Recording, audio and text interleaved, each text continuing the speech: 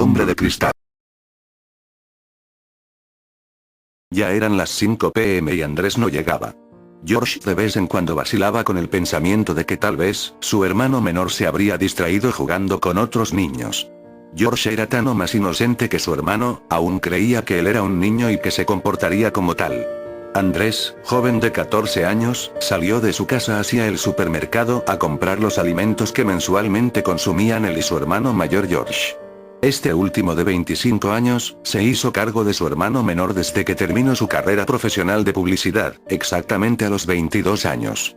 Ambos hermanos, huérfanos, siempre organizaban las tareas del hogar, así pues, Andrés debía ir a comprar los víveres con una lista elaborada y facilitada por su hermano. El supermercado quedaba a 10 minutos de la casa, tomando en cuenta que quizás, su hermano se demoraría en elegir los productos, buscarlos, e inclusive tomando en cuenta una larga cola, no debería demorar más de 1 hora. Pero 2 horas preocupaban demasiado a George, preocupación que se veía condicionada al típico miedo que sentía George de perder a alguien más de su familia, y es más, al único integrante que quedaba de su familia cercana. George entonces empezó una búsqueda exhaustiva de su hermano Andrés, búsqueda que no solo se quedó en un simple papeleo policial, sino que se corrió la voz en todo el vecindario para que se solidarizaran con la búsqueda de su hermano Andrés. Así pues, la pequeña urbanización empezó a colocar carteles de se busca, e inclusive propaganda por internet, aprovechando la extensa proliferación de redes sociales. George no podía permanecer un momento solo, la sola ausencia en la casa de su hermano le provocaba un dolor y una angustia superior a la pérdida de sus padres. Fue entonces que mientras George esperaba sentado en el sofá alguna noticia en televisión que le diera información sobre lo que le sucedió a su hermano, sonó el teléfono. George se abalanzó sobre el mismo y contestó rápidamente. Hola. George. La suave y temblorosa voz de Andrés caló en lo más profundo de George, quien aún no creía lo que sus oídos escuchaban.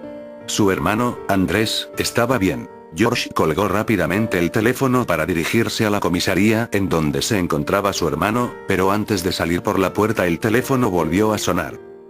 Hola. Buenas noches, me comunico con George Vázquez Ulianov. Si él habla, por favor que sea rápido, estoy por salir. Bueno, señor Vázquez, no sé cómo decirle esto, pero bueno, intentaré ser lo más breve posible. Tengo a su hermano Andrés escondido, ya me lo secuestro o no, estoy seguro de que se olvidará de lo que tenga que hacer y hará lo que yo digo si no quiere que algo le pase a su hermano. Muy bien. Váyase al carajo. George colgó el teléfono y salió de inmediato a la comisaría donde se hallaba su hermano, realmente no tenía tiempo para bromas telefónicas. Era muy probable, pensó, que el sujeto de la llamada haya visto las propagandas de búsqueda y se haya querido aprovechar de la situación haciéndole creer que tenía a su hermano secuestrado. Es más, George pensó que si esa llamada hubiera ocurrido primero que la de su hermano, la hubiera creído, pero gracias a Dios recibió la llamada de su hermano antes que la del estafador. Finalmente George encontró a su hermano en la comisaría. El encuentro fue muy emotivo, algo que se plasmó inmediatamente en los semblantes de los presentes.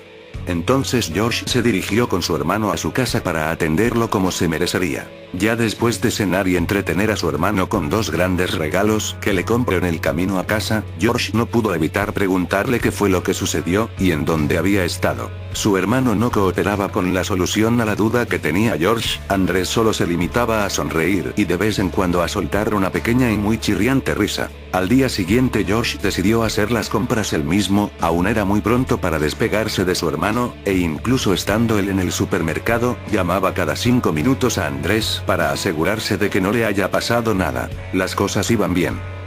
Hola. Dijo George contestando el teléfono. Me comunico con el señor Vázquez Ulianov. George reconocía esa voz, era nuevamente aquel estafador.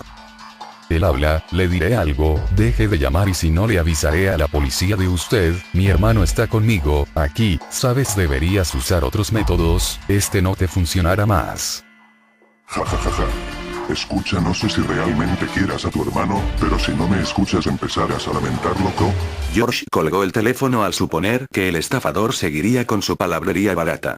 Así pues decidió no contarle a su hermano sobre las llamadas. Durante esa noche, George se levantó alrededor de las 4 am a causa de un molestoso ruido. George escuchaba un ligero chirrido, un sonido suave, pero a causa del silencio de la noche se escuchaba claramente. Eran tan o quizás más molestoso que un raspar de uñas contra una pizarra de tiza. En el momento que George abrió la puerta de su habitación para buscar el origen del molestoso ruido, este mismo dejó de sonar, dejando a George con una sensación aún más molesta. Al día siguiente George volvió a recibir la llamada del estafador. Revisa tu buzón y te llevarás una gran... El estafador solo le pudo proferir una frase antes de que George le cortara de nuevo, realmente molesto. A la hora del almuerzo George mantenía aún el pensamiento fresco sobre la llamada de aquel estafador, que estaría planeando hacer. ¿Acaso estará mal de la cabeza?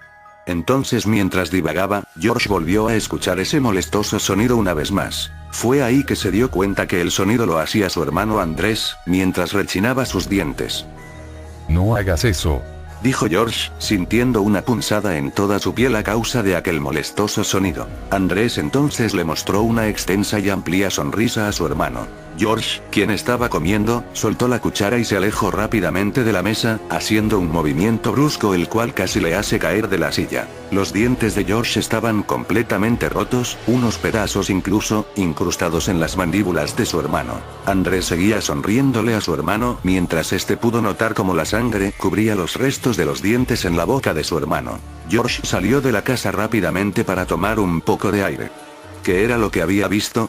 ¿Acaso esa era la dentadura de su hermano?